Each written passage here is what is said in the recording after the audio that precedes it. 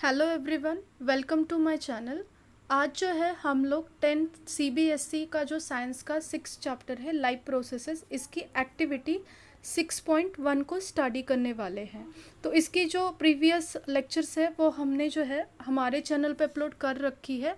अगर आपको ये वाली एक्टिविटी एकदम डेप्थ में समझनी होगी तो आपको जो है प्रीवियस लेक्चर्स इसके देखने पड़ेंगे, तभी जो है आपको ये एक्टिविटी समझ में आएगी। सो एक्टिविटी 6.1 को अभी हम लाइन बाय लाइन और स्टेप बाय स्टेप देखेंगे। सो दिस एक्टिविटी की स्टेप 1 हमें क्या बताती है? Take a potted plant with variegated leaves. देखो यहाँ पे क्या वर्ड दिया गया है? Variegated leave.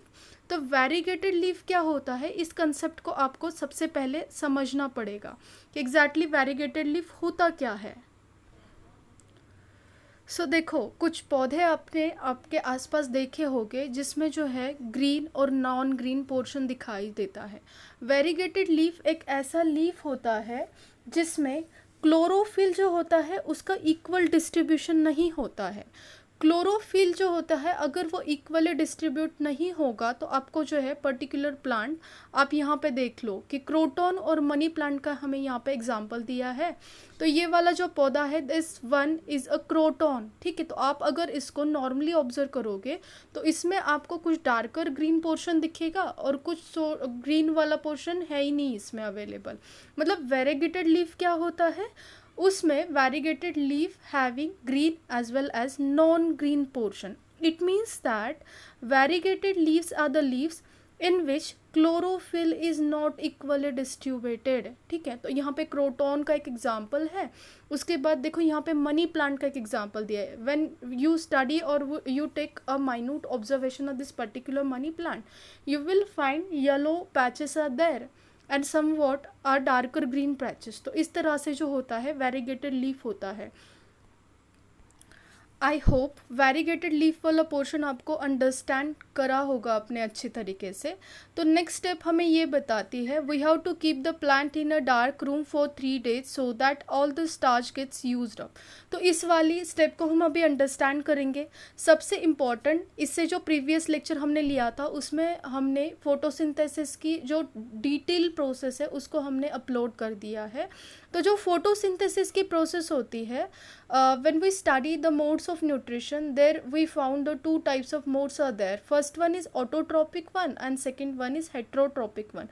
Particularly when we talk about green leafy plants, they having chlorophyll inside there in their leaves, and इस लीव्स में जो क्लोरोफिल होते हैं, जब वो सनलाइट, कार्बन डाइऑक्साइड और वाटर को कंज्यूम करके, वाटर इन सारी चीज़ों को जो है यूज़ करके, जो कि आउटर सब्सटेंसेस है।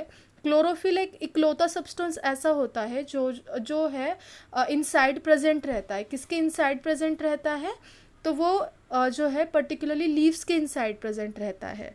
तो ये सारी चीज़ें जो है नेसेसरी होती है फोटोसिंथेसिस प्रोसेस के लिए। बट सबसे इम्पॉर्टेंट जो इसमें एस्पेक्ट होता है या सब्सटेंस होता है, दैट इज सनलाइट। सपोज कहीं पे सनलाइट नहीं है, सपोज कोई प्लांट है उसके यहाँ पे सनलाइट एब्सेंट रहेगी, तो वो क्लोरोफिल जो है एक्ट नहीं कर पाएगा फोटोसिंथेसिस प्रोसेस में। It means that in the absence of sunlight that particular plant is not able to perform the photosynthesis process. So we have studied in previous lecture that when sunlight is there and chlorophyll takes required sunlight and they perform the process of photosynthesis.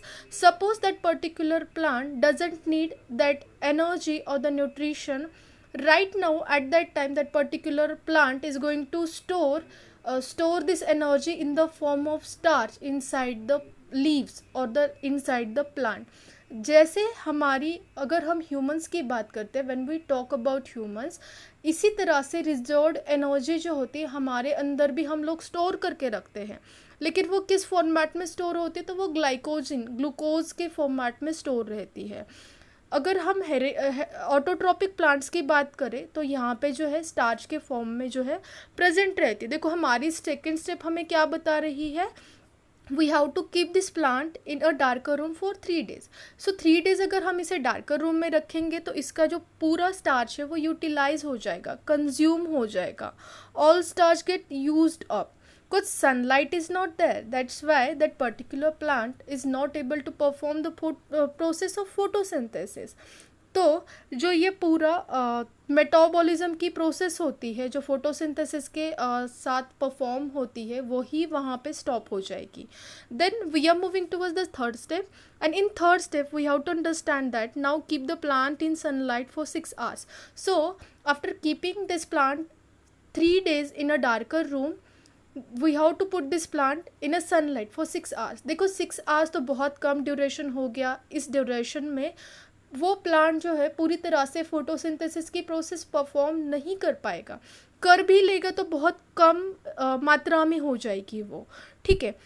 Then अभी next step बताई है, pluck a leaf from a plant, mark the green areas in it and trace them on a sheet of a paper. तो हमें क्या करना है, देखो कोई भी साइंटिफिक एक्सपेरिमेंट किया जाता है तो वहाँ पे ऑब्जर्वेशन बहुत इंपॉर्टेंट होते हैं। तो हमें बिफोर और आफ्टर वाला अगर ऑब्जर्वेशन को कंपेयर करना है तो हमें क्या करना पड़ेगा, उसका ट्रेस करना पड़ेगा। अभी हमने क्या करा है, प्लग कराए है वो प्लांट, तो प्लग करने के एग्जैक्टली बाद हमें जो है उसको ट्रेस करना है। ट्रेस करना है सिंपली हमें ड्रॉ करना है, या तो ट्रेस पेपर होता है उसके साथ आप ट्रेस कर सकते हो। तो इस तरह से जो यहाँ पे ये ए वाली जो डायग्राम दिख रही है इस तरह से आपको ट्रेस करना है, ठीक है। So we are moving toward the next point. After plucking the plant, dip the leaf in a boiling water for few minutes. तो देखो यहाँ पे बॉइलिंग वाटर का जो है, बॉइलिंग वाटर में हमें ऐड करना है। तो बॉइलिंग वाटर में हमें इसलिए ऐड करना है, इसके पीछे ये रीज़न है, हमने रिसेंटली वो प्लांट का जो लीफ है हमने प्लग कर लिया है, तो उसके जो लीफ होता है उसके जो सेल्स होते हैं, सेल्स प्रेजेंट रहते हैं, तो वो वाले सेल्स डेड नहीं होते हैं, वो एक्टिव सेल्स होते हैं। इंस्टेंटली जैसे ही आप प्लग करोगे वो डेड नहीं हो जाएंगे, उसके लिए कुछ टाइम रिक्वायर्ड होता है। तो हमें जो है हमारा एक्सपेरिमेंट परफॉर्म करना है, इसलिए हमें उसको पहले बॉईल करना पड़ेगा ताकि उसके मेटाबॉलिक एक्टिविटी जो है हम उसको स्टॉप कर सकें।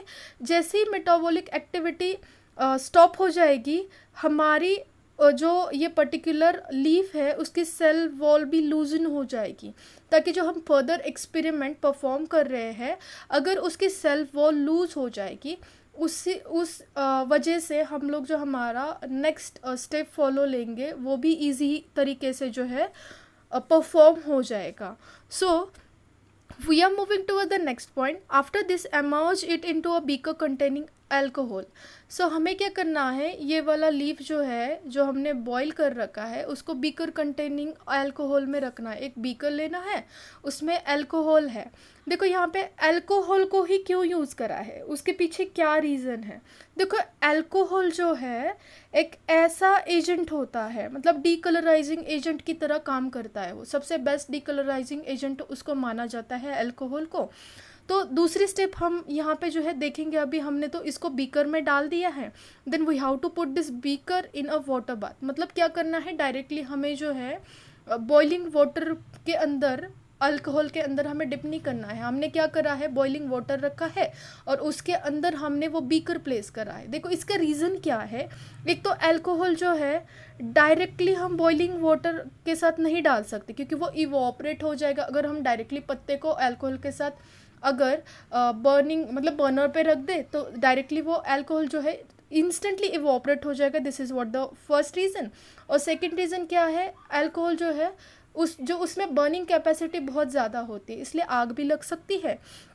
इसीलिए हमें जो है उसको डायरेक्टली जो है बर्नर के कॉन्टैक्ट में नहीं रखना है। I think that this point is clear. So we are moving towards the next point. What happens to the color of the leaf? What is the color of the solution? एक और चीज़ आपको यहाँ याद रखनी है, जैसे ही हम अल्कोहल को वाटर बाथ में रखेंगे तब वो जो क्लोरोफिल मॉलिक्यूल्स होते हैं जो पर्टिकुलरली उसमें होते हैं लीव्स के अंदर, वो क्या हो जाएंगे, डिज़ोल्व हो जाएंगे अल्कोहल के साथ। इट मीन्स दैट अभी जो आपको थोड़ी देर पहले मैंने आपको दिखाया था मनी प्लांट और क्रोटॉन्स के जो वेरीगेटेड लीव्स थे, आपको उधर दिख रहा था कि कुछ डार्कर पैचेस है, कुछ जो है कुछ और कलर के, लाइक येलो कलर था, किसी में ऑरेंज कलर था। तो ये वाला पूरा जो लीफ है उसका कलर जो है उड़ जाएगा, वो कहाँ चला जाएगा, तो अल्कोहल में वो एमर्ज हो जाएगा।